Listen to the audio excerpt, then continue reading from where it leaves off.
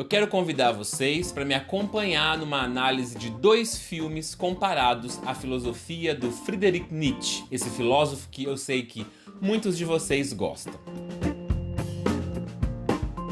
Eu escolhi o cineasta Lars von Trier para esse vídeo experimento, pensando na possibilidade que seus filmes têm com a filosofia do Nietzsche. Bom, pelo menos é o que eu sempre pensei aqui comigo. Os dois, cada um a seu modo, são bem subversivos e inventivos. Para essa análise, vamos usar o conceito de humanidade, para criar uma ponte entre a obra dos dois. Em poucas palavras, o que o Nietzsche diz sobre humanidade? Nietzsche vê a ideia de homem como uma cristalização de uma imagem carregada de idealizações. Ou seja, através da moral judaico-cristã, do desenvolvimento de instituições como Estado, Igreja e órgãos oficiais de ciência, o conceito humano já nasce doente, porque está carregado de representações e desligado do fluxo do universo. Não prevê, por exemplo, que o homem é parte pulsante da natureza, mas sim impõe que ele seja separado dela. Aí está o problema para o filósofo, por exemplo, de se exaltar a racionalidade em detrimento dos instintos. A noção clássica, herdeira direta de Sócrates e Platão, divide o homem em duas partes opostas e procura exaltar uma parte e diminuir a outra. Esse problema Nietzsche já aponta desde suas primeiras obras. Sua filosofia tenta reintegrar todas as forças humanas, inclusive as rejeitadas, enquanto nos interpreta também como um conjunto complexo de impulsos.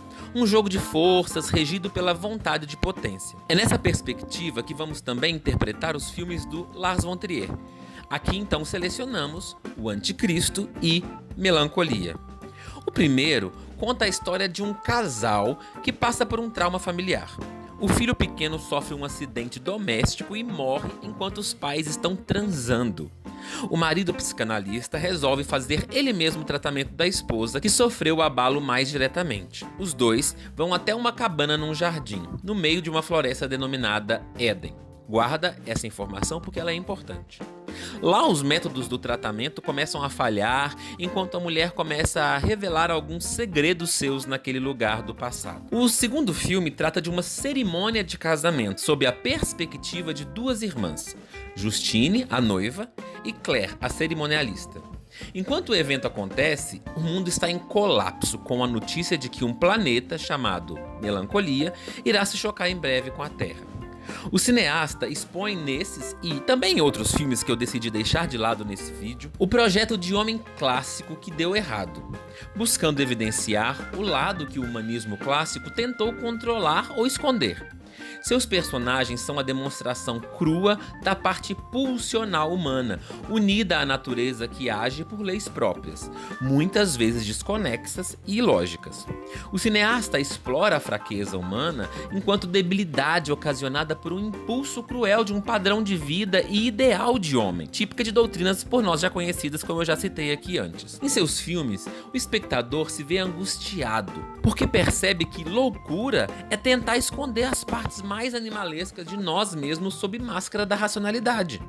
Essa tentativa de controle que nos impomos é causa de enormes problemas que, somados, implodem a qualquer momento. Além disso, ele propõe uma trágica falta de esperança para contrastar com a visão idealista de mundo que nos foi imposta e luta contra todos aqueles que insistem em personificar o mal através dos instintos, impulsos e desejos. Agora rapidinho, dá uma olhada nessa citação do Nietzsche descrita na Gaia Ciência. O homem foi educado por seus erros. Primeiro, ele sempre se viu apenas de modo incompleto. Segundo, atribuiu-se características inventadas. Terceiro, colocou-se numa falsa hierarquia em relação aos animais e à natureza. Quarto, inventou sempre novas tábuas de bens, vendo-as como eternas e absolutas por um certo tempo. De modo que, ora este, ora aquele impulso e estado humano se achou em primeiro lugar e foi enobrecida em consequência de tal avaliação. Excluindo o efeito desses quatro erros, exclui-se também humanidade, humanismo e dignidade humana. O que o Nietzsche quis dizer com isso? Que a educação serve para readequar, forçar o homem a caber em caixinhas pré-concebidas, o que faz com que a gente se sinta sempre incompleto e carente de sentido. Assim, a gente vive se achando por um lado superior aos outros animais e até à própria natureza, e por outro frustrado por não conseguir sempre essa superação. o que gera a criação da necessidade de moral, metafísica e dever. Somente um homem ideal, projetado, por exemplo, na ideia de Deus, pode nos salvar de nós mesmos. Então, a noção de humanidade está embebida de falsificações tomadas por verdades. O que conhecemos do humano como propriamente humano está ancorado nesses preconceitos. Por isso que, por exemplo, atrevemos-nos a definir pelas suas atitudes alguém como humano ou desumano. Então, num caminho diferente dessa proposta, o filósofo busca uma apresentação do homem não como aquele que se desprendeu e superou a natureza ou o mundo, mas como aquele que é natureza, que é parte constituinte das forças do mundo e funciona sob o comando das mesmas leis. Não há, então, no Nietzsche, separação entre homem e mundo. O cineasta, por sua vez, também dá grande atenção à natureza, quase fundindo o limite entre o humano e o universo. Isso pode ser observado em Melancolia e Anticristo.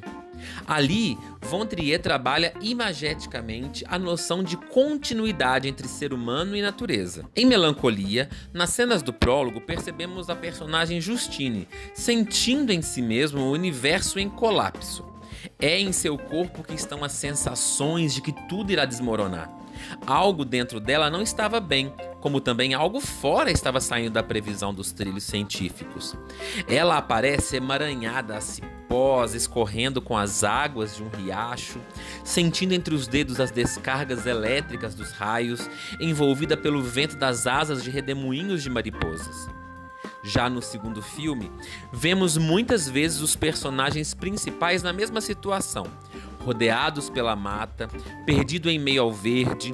O psiquiatra, ainda no início do tratamento de sua esposa, pede a ela que se imagine deitando na grama do Éden e se transformando em verde, como um caminho de volta ao lugar de onde se desprendeu. Em ambos os filmes, a natureza produz efeitos nocivos sobre os personagens, mostrando o quão cega e impulsiva ela é. Assim, toda tentativa de controle de suas pulsões, representada pelo cientista em Melancolia e pelo psiquiatra em Anticristo, é fadada ao fracasso, pois pretende ser uma superação da natureza através da atividade racional consciente. Em Melancolia, a natureza é apresentada de forma cósmica, que segue o curso da destruição do planeta Terra sem se importar com a vida humana que nele reside.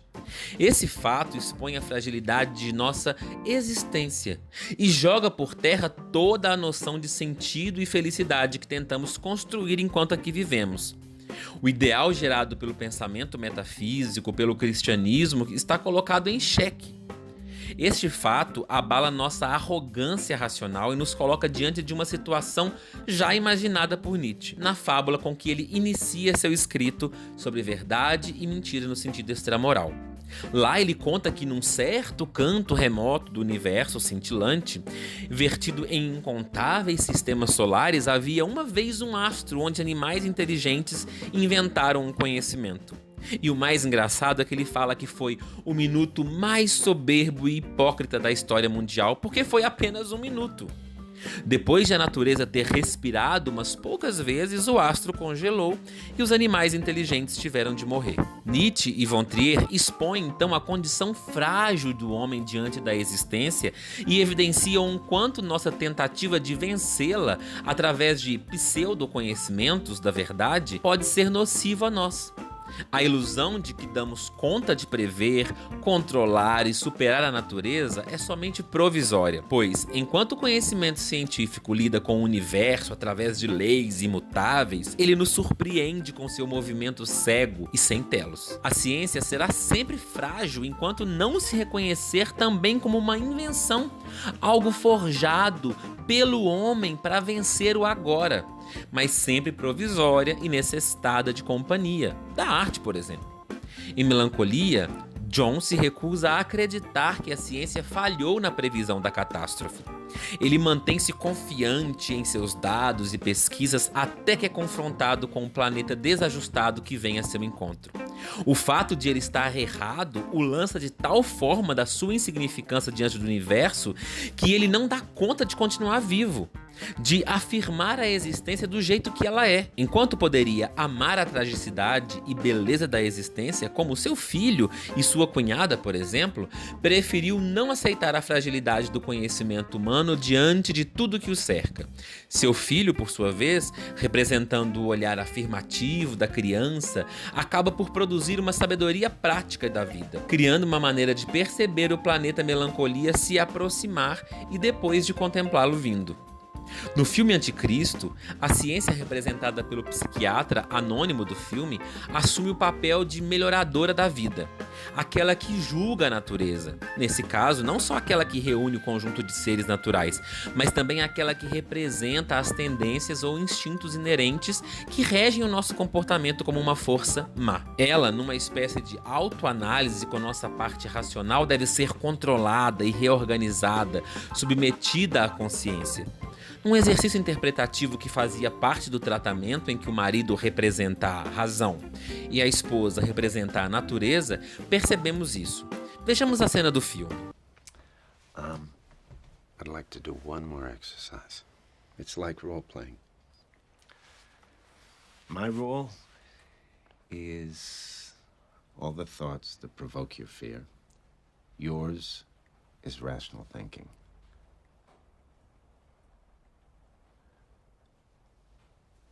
I'm nature. All the things that you call nature.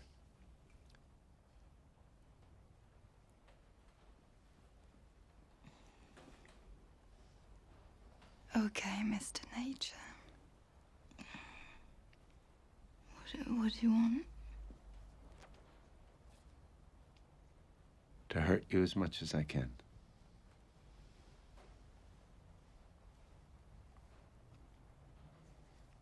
How?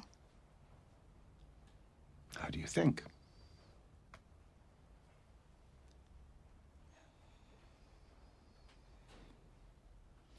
By frightening me? By killing you. Nature can't harm me.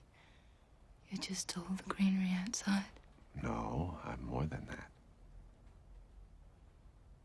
I don't understand. I'm outside, but also within. The nature of all human beings. Oh, that kind of nature.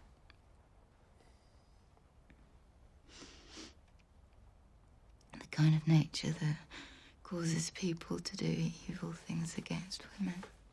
That's exactly who I am. Percebemos aqui a tentativa de confronto entre duas partes do homem, como se ele estivesse cindido em si mesmo, entre razão e natureza, consciência e instintos, alma e corpo. Não é de se admirar, portanto, aquela referência que eu fiz lá no começo ao Éden bíblico, quando no filme esse casal, provavelmente um novo Adão e Eva, tentam reconstruir a hierarquia exata entre as pulsões humanas, naquele lugar sagrado e sombrio ao mesmo tempo. No Éden, a saúde racional da mulher ia ser restabelecida e novamente a natureza não poderia agir sobreposta a ela. Porém, a estadia naquele jardim revela algo do qual eles pretendiam fugir. Não há ordem nos fatos, não há controle da natureza, não estamos acima dela. Ali, uma misteriosa raposa fala em nome da ciência. Chaos reigns. É assim que, mesmo a contragosto, o personagem masculino começa a encarar os fatos, o que nos remete ao que nos conta Nietzsche, por exemplo, no mito de Sileno. Os personagens de Melancolia também estão mergulhados no estado de espírito do personagem mitológico trágico grego. Embebidos do niilismo, cada um tenta, à sua maneira, encarar o fato, o modo de ser da natureza, ou seja, seu devir incontrolável. Entretanto, se dá melhor quem começa a ver a natureza, e a si mesmo como parte dela, dela como um lugar de celebração. É praticamente uma volta à serena jovialidade grega que festejava a fragilidade humana diante da tragédia existencial. O problema é que estamos inflados demais em nosso ego para reconhecer que a natureza não é má e que nós a tornamos má por tentarmos nos separar dela. O que há de se perceber, porém, é que todos os nossos instintos não são maus em si. São eles os geradores e criadores de vida, são eles a nossa expressão na existência. Foram os ideais a nós impostos pela visão metafísica de mundo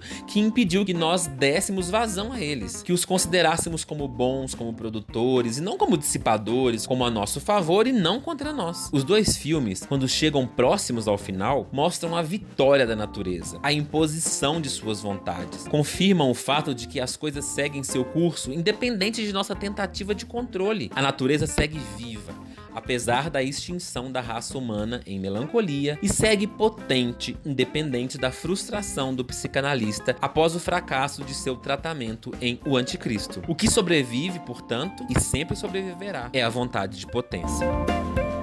Como eu falei pra vocês, o vídeo de hoje foi uma pequena experiência, um primeiro contato com esse tipo de vídeo que é meio ensaístico. Se você gostou, deixa aqui embaixo o seu comentário, espalhe nas suas redes sociais, curta o vídeo, se inscreva no canal e assina o sino de notificações se você é novo por aqui. Se você quer que eu faça mais conteúdos como esse, deixa aqui embaixo a sua sugestão. E eu prometo a vocês, se esse vídeo chegar a 1000 visualizações, eu faço outro vídeo comparando um filme à filosofia de Foucault. Que tal você, então, ajudar espalhando esse vídeo? Por hoje é só e até a próxima!